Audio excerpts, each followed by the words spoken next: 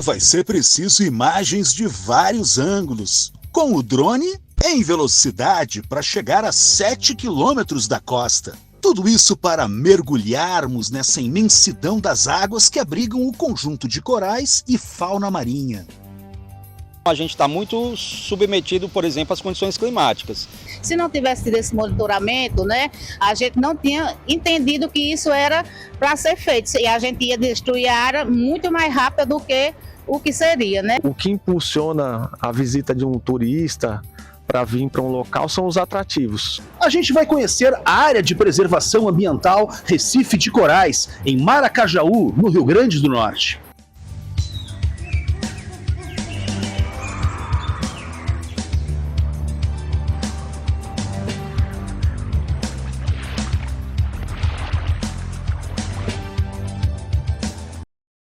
Essas belezas do nosso litoral potiguar ficam em Touros, Rio do Fogo e Maxaranguape, que compõem a unidade de conservação marinha, a área de proteção ambiental dos Recifes de Corais. A APARC, né, que é a Área de Proteção Ambiental Recifes de Corais, ela foi criada em 6 de junho de 2001, né, com o propósito de proteger os remanescentes, né, dos recifes de corais que a gente tem aqui no litoral norte, né, nas praias de Rio do Fogo, Perobas e Maracajaú. A criação da unidade de conservação foi feita através de um decreto, né, que foi firmado através do Estado do Rio Grande do Norte, né, e o IDEMA, né, que é o Instituto de Desenvolvimento Sustentável e Meio Ambiente, é o que faz a gestão dessa unidade de conservação.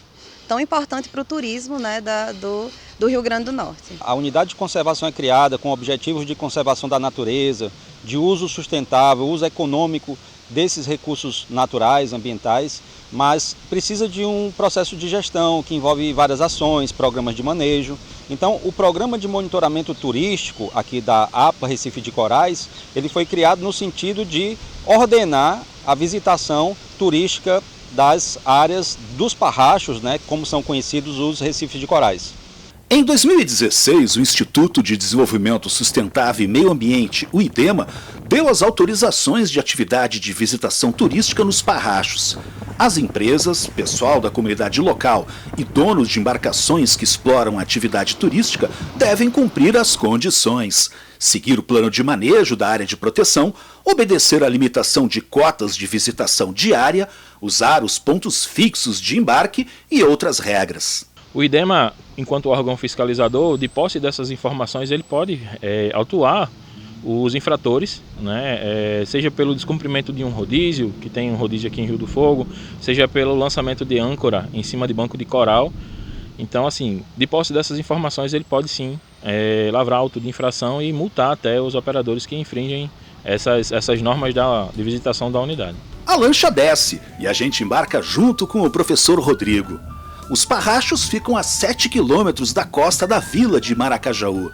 Aqui formam piscinas naturais na maré baixa, onde se pode fazer snorkel, flutuar para contemplar e mergulho. Ele vem trazendo, né, os turistas, ele vai desembarcar ali, tem uma plataforma flutuante da empresa, e aí os turistas eles podem usufruir desse espaço, e aqui eles têm a área de mergulho, que é uma área restrita, né, até para a empresa, porque essa área ela precisa ser controlada, porque aqui também é uma área de fluxo de barcos, então os turistas não podem sair nadando para qualquer lado. Ele tem a limitação da corda aí para mostrar que é a área de segurança do mergulho deles. Os corais estão nessa parte circundada, então? Para a área de mergulho da empresa, né? Como eu disse, as outras áreas são áreas onde circulam embarcações, então pode ficar perigoso se um turista sair nadando fora das áreas restritas de mergulho de cada um das empresas, dos nativos. Toda essa visitação turística exige cuidados, por isso que é feito um monitoramento desta área, tudo em cima de um plano de manejo. A Marinha, que sempre fiscaliza as lanchas, limitou em 10 turistas por viagem. A medida é para evitar excesso de peso, que pode provocar acidentes. E sempre que o vento estiver acima de 18 nós, o equivalente a um vento de 33 km por hora, os passeios são suspensos. Existe uma limitação, isso aí foi proposto já no plano de manejo da APA Recife de Corais. Então, cada barco, né, cada permissionário que possui uma embarcação, ele vai ter uma limitação de cota turística para levar até os parrachos diariamente. né? Como essas cotas, a gente tem mais barco do que cotas, existe também um sistema de rodízio que deve ser obedecido. Então, por exemplo, pode ser que tenha um dia da semana que um determinado permissionário não pode sair, não pode levar ninguém obedecendo ao sistema de rodízio. A gente está numa área natural, mas a gente também tem que compreender que a visitação turística, especificamente aqui na APA Recife de Corais, ela é uma visitação marinha, ela depende de navegação. E a navegação em mar aberto, então a gente realmente, a Marinha, né, a Capitania dos Portos tem um papel fundamental no exercício das suas competências de fazer esse regramento relacionado à segurança, né? Então a gente está muito submetido, por exemplo, às condições climáticas. Muita chuva, muito vento, mar agitado, são, né, condições bastante desfavoráveis para os passeios. Então quando existem essas condições, as embarcações devem ficar em terra. Se não tivesse tido esse monitoramento, né, a gente não tinha entendido que isso era para ser feito. E a gente ia destruir a área muito mais rápido do que o que seria, né, o que é com a preservação e com o monitoramento. Se a gente não tiver um limite e um controle, tudo vai se acabar muito mais rápido, né? E se a gente tem um limite, a gente consegue preservar por muitos e muitos anos, né? É tanto que a gente já está por aí com quase 20 anos de exploração, né? Explorando a área, e a gente continua mantendo a área devido ao monitoramento. Quando a gente pensa em turismo, o que impulsiona a visita de um turista para vir para um local são os atrativos, né? E o grande forte que nós temos no Rio Grande do Norte são os atrativos naturais, né? E como o nome dele mesmo já diz, é importante que a gente mantenha ele da forma mais natural possível, né? E colocando uma infraestrutura de serviços suficiente para que as pessoas possam aproveitar o melhor que aquele lugar tem. É mais ou menos quando a gente pinta um quadro e aí quando a gente coloca uma moldura e uma iluminação adequada, a gente valoriza aquilo que o quadro tem de belo, né? E eu acho que os nossos recursos naturais, e aí falando dos recifes de corais, eles passam um pouco por isso, né?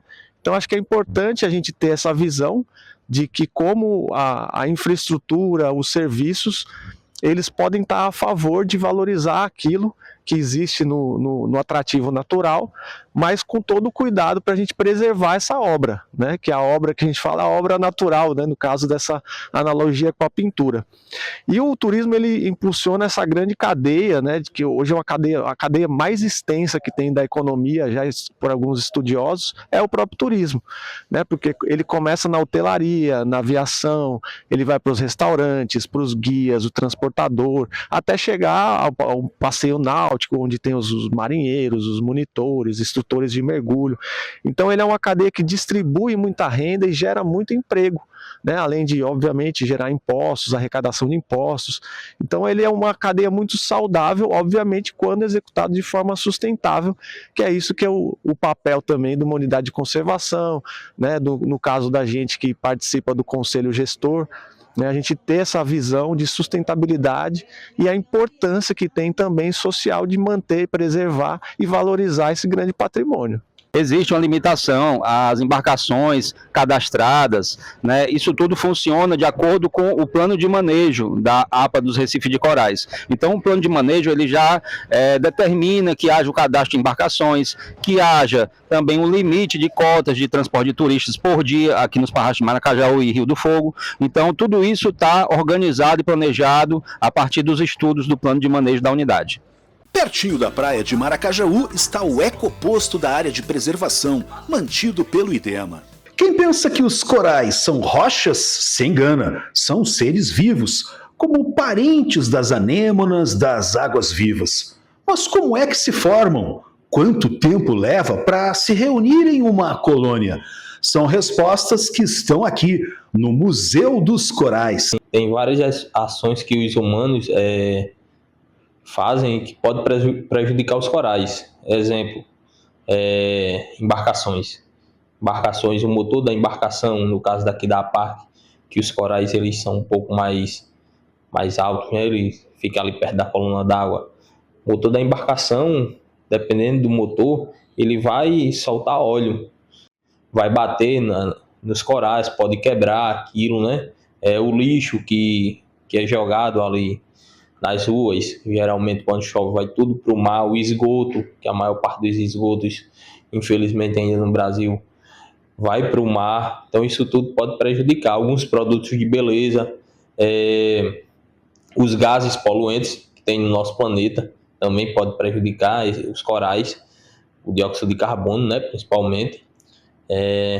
Todos esses compostos, né, vamos falar assim, pode prejudicar de alguma forma esses animais que estão ali no fundo do mar. Consequência disso, todos os animais que dependem dos corais também vai se prejudicar. A temperatura da água, ela não pode nem ser tanto elevada, exatamente, como muito baixa?